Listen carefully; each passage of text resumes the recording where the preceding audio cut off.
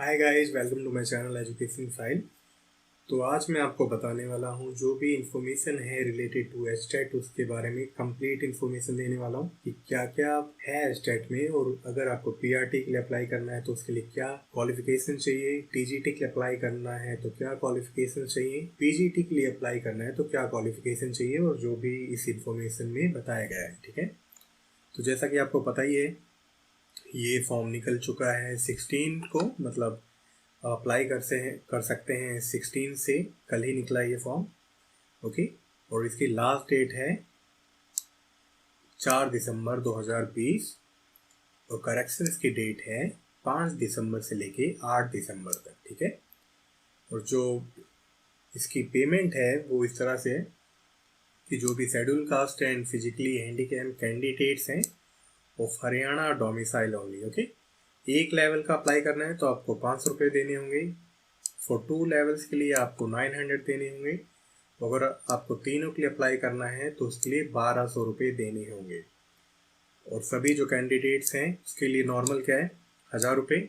अगर आपको 2 लेवल के लिए एग्ज़ाम देना है तो 1800 रुपये देने होंगे, और तीनों लेवल्स के लिए देना है तो आपको 24 रुपये देने होंगे, मतलब पीआरटी, टीजीटी और पीजीटी के लिए। ठीक है, और जो आउटसाइडर कैंडिडेट हैं, चाहे वो किसी भी कैटेगरी से हो, उनके लिए भी नॉर्मल ही चार्ज है। ओके, सो ये थी इसकी basic details. Admit card available हो जाएंगे 23/12/2020 से।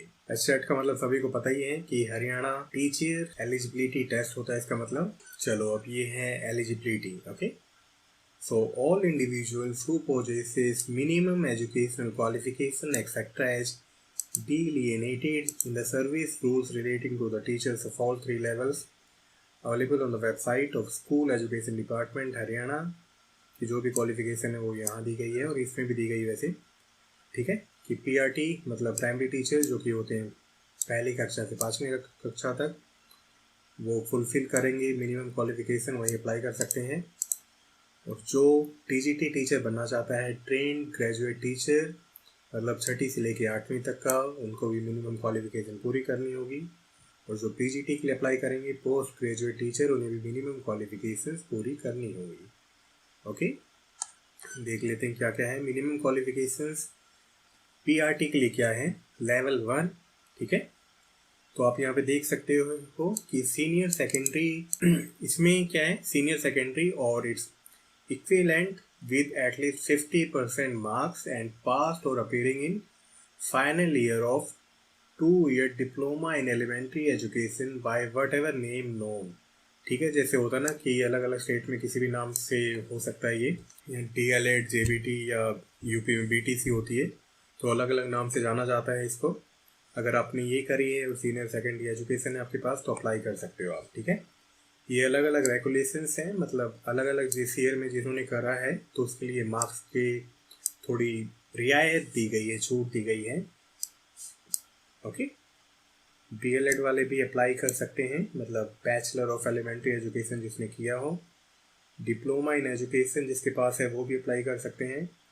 और जो ग्रेजुएशन एंड पास्ट और appearing final year of 2-year diploma in elementary education वो भी अप्लाई कर सकते हैं। ठीक है, और इसमें क्या लिखा है कि मैट्रिक विद हिंदी, संस्कृत और senior secondary graduation, post graduation with Hindi as one of the subject, मतलब हिंदी या संस्कृत अप टू मैट्रिक होना चाहिए कि किसी भी ईयर में आपने हिंदी पढ़ी हुई हो। चलो, देन आता है लेवल 2, मतलब टीजीटी के लिए। तो टीजीटी के लिए अपने अलग अलग सब्जेक्ट हैं, आप अपने अकॉर्डिंग अपने सब्जेक्ट्स देख सकते हो। ओके, सपोज यहाँ टीजीटी सोशल स्टडीज़ के लिए है तो बीए बीकॉम या 2-year diploma in elementary education, या BA BCom with at least 50% marks और 2 years bachelor in education BEd होनी चाहिए एनसीटी से जो रिकग्नाइज्ड हो।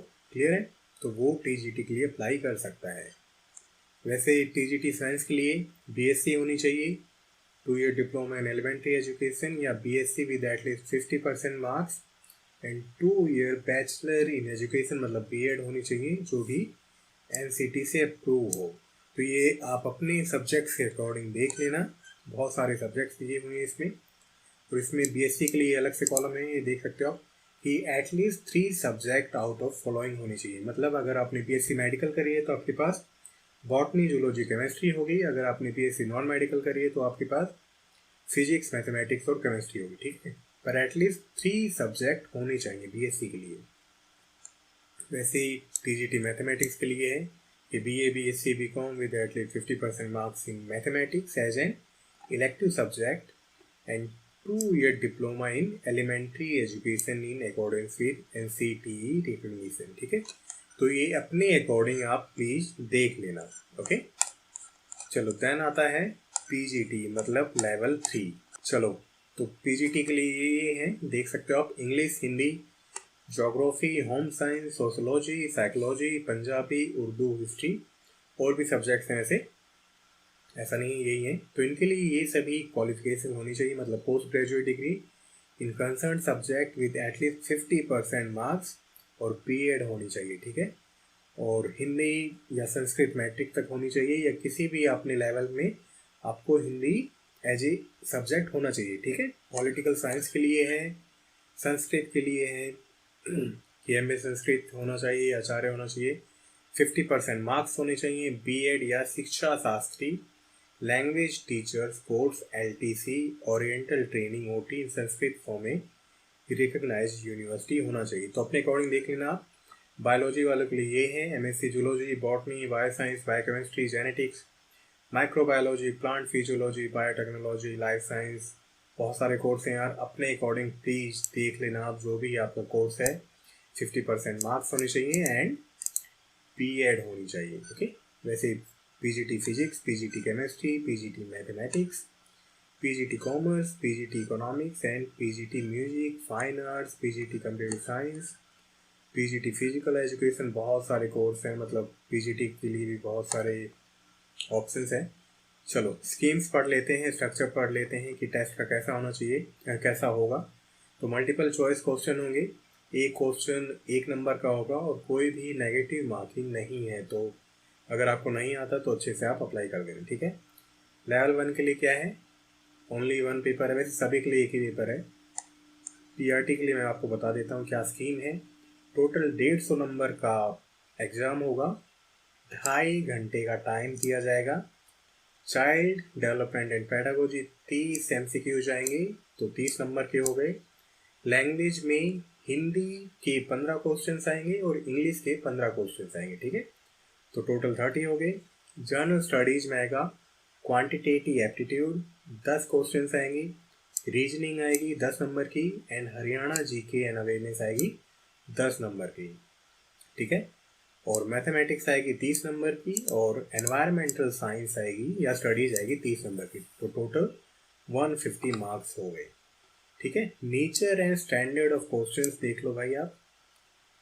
तो जो पीआरटी का होगा उसमें 6 से 11 साल के बच्चे के अकॉर्डिंग जो भी चाइल्ड डेवलपमेंट पेडागोजी उसके अकॉर्डिंग क्वेश्चन आएंगे, और जो लैंग्वेज के क्वेश्चंस भी उसी के अकॉर्डिंग आएंगे। बाकी जो जीके और क्वांटिटेटिव एप्टीट्यूड है, रीजनिंग है, वो जनरल आएगा। तो इन्होंने बताया है कि the test items in mathematics and environmental studies will focus on the concept, problem solving abilities and pedagogical understanding of the subject. In all the subject area, the test items shall be evenly distributed over different division. और जो भी पहली से 5वीं कक्षा session 2019 से 2020 का है, आप वो बुक्स देख सकते हो, ठीक है। और इन्होंने ये भी लिखा है खाली वही बुक नहीं, जो लेवल होगा वो थोड़ा ऊपर भी हो सकता है, ठीक है। Could be up to secondary stage. तो ये बहुत ध्यान देने वाली बात है यार, बहुत अच्छे से नॉलेज होनी चाहिए, क्योंकि अपर लेवल के क्वेश्चंस भी पूछे जाते हैं इसमें कई बार। चलो क्वालिफाइंग मार्क्स सिंपल है, जनरल कैटेगरी के लिए 60%, 90 मार्क्स होने चाहिए 150 में से। और जो हरियाणा की शेड्यूल कास्ट हैं और जो फिजिकली चैलेंज्ड हैं पर उनके हरियाणा डोमिसाइल होना चाहिए, मतलब हरियाणा के नागरिक होने चाहिए हो, उनके लिए 55% मार्क्स हैं या 82 मार्क्स होने चाहिए। बाकी जो और स्टेट्स के लिए हैं उनके लिए नॉर्मल क्या है, 60% मार्क्स एंड 90 मार्क्स होने चाहिए, ठीक है। और कोई नेगेटिव मार्किंग नहीं है, ये बहुत अच्छा है। चलो देन लेवल 2 की बात करते हैं, मतलब टीजीटी की बात करते हैं। 6ठी से 8वीं कक्षा तक के जो टीचर होते हैं, ठीक है, इसमें भी सेम वही ओनली वन पेपर है। इसमें भी चाइल्ड डेवलपमेंट एंड पेडागोजी मतलब CDP 30 नंबर की आएगी। लैंग्वेज हिंदी के 15 क्वेश्चन, इंग्लिश के 15 क्वेश्चन, जनरल स्टडीज में quantitative aptitude, reasoning ability and Haryana GK. और सब्जेक्ट स्पेसिफिक जो भी होगा, मतलब साइंस होगी तो साइंस के क्वेश्चन आएंगे 60, SS होगी तो SS के, या जो भी आप TGT जो भी स्पेसिफिक सब्जेक्ट होगा उससे 60 क्वेश्चंस आएंगे। क्लियर है? तो इसमें क्वेश्चंस आएंगे 11 से 16 साल के बच्चे के अकॉर्डिंग। ओके, लैंग्वेज के भी वैसे ही क्वेश्चंस आएंगे, और जीके और जो रीजनिंग एबिलिटी वो नॉर्मल आएगी। यहाँ पे देख लो कि the test item in subject specific focus on the concept, problem solving abilities and pedagogical understanding of these subject. और जो भी सिलेबस है वो किसके अकॉर्डिंग होगा?